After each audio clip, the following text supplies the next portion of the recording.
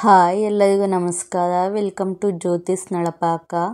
ನಾನಿವತ್ತು ಮನೆಯಲ್ಲೇ ತುಂಬಾ ಈಸಿಯಾಗಿ ಹಾಗೆ ಸಿಂಪಲ್ಲಾಗಿ ಮಾಡಿಕೊಳ್ಳುವಂತಹ ಒಂದು ಬ್ರೆಡ್ ರೆಸಿಪಿ ತೋರಿಸ್ತಾ ಇದ್ದೀನಿ. ನೀವು ಇದನ್ನು ಬ್ರೇಕ್ಫಾಸ್ಟ್ ಕೂಡ ತಿನ್ಬೋದು ಅಥವಾ ಈವ್ನಿಂಗ್ ಸ್ನ್ಯಾಕ್ ಅಂತ ಕೂಡ ತಿನ್ಬೋದು. ಇದನ್ನು ಮಾಡ್ಕೊಳ್ಳೋದಕ್ಕೆ ಯಾವುದೆಲ್ಲ ಐಟಮ್ಸ್ ಬೇಕು ಹಾಗೆ ಇದರಲ್ಲಿ ಎಷ್ಟು ನ್ಯೂಟ್ರಿಷನಲ್ ಫ್ಯಾಕ್ಟ್ಸ್ ಇದೆ ಅಂತ ತಿಳಿಸ್ಕೊಡ್ತಾ ಇದ್ದೀನಿ. ಮೊದಲಿಗೆ ನಾನಿಲ್ಲಿ ಒಂದು 6ರಿಂದ 7 ಪೀಸಷ್ಟು ಬ್ರೆಡ್ ತೊಗೊಂಡಿದ್ದೀನಿ. ಕೊತ್ತಂಬರಿ ಸೊಪ್ಪು, 1 ಸ್ಪೂನ್ ಪೆಪ್ಪರ್ ಪೌಡರ್, 1 ಸ್ಪೂನ್ ಉಪ್ಪು, 2 ಸ್ಲೈಸ್ ಚೀಸ್ ತೊಗೊಂಡಿದ್ದೀನಿ. ಹಾಗೆ ಚಿಲ್ಲಿ ಫ್ಲೇಕ್ಸ್ 1 ಸ್ಪೂನು, ಬೆಣ್ಣೆ ಒಂದು 3ರಿಂದ 4 ಸ್ಪೂನ್ ತೊಗೊಂಡಿದ್ದೀನಿ. ಒಂದು 8 ಎಸ್ಲು ಬೆಳ್ಳುಳ್ಳಿನ ಚಿಕ್ಕದಾಗಿ ಕಟ್ ಮಾಡಿ ಇಟ್ಕೊಂಡಿದ್ದೀನಿ. ನಾನು ಈಗ ಒಂದು ಬೌಲ್ಗೆ ಬೆಣ್ಣೆನ ಆ್ಯಡ್ ಮಾಡ್ತಾಯಿದ್ದೀನಿ.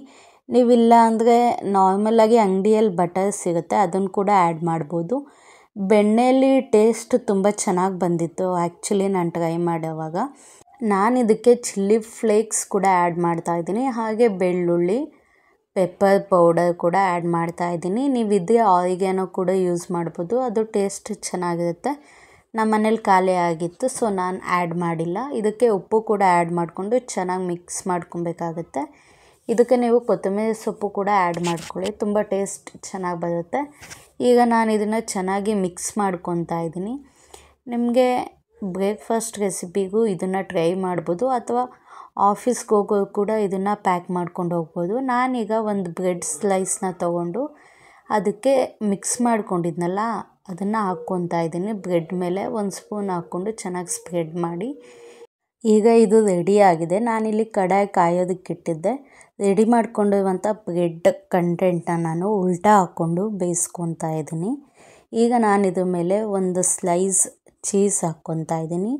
ಹಾಗೆ ಒಂದು ಬ್ರೆಡ್ ಕೂಡ ಅದು ಮೇಲಿಟ್ಟು ಇದ್ರ ಮೇಲೆ ಕೂಡ 1 ಸ್ಪೂನಷ್ಟು ರೆಡಿ ಮಾಡಿ ಇಟ್ಕೊಂಡಿರುವಂತಹ ಮಿಶ್ರಣನ ನಾನಿಲ್ಲಿ ಸೇರಿಸ್ಕೊತಾ ಇದ್ದೀನಿ. ನೀವು ಹೆಂಚು ಮೇಲೆ ಕೂಡ ಮಾಡ್ಕೊಬೋದು.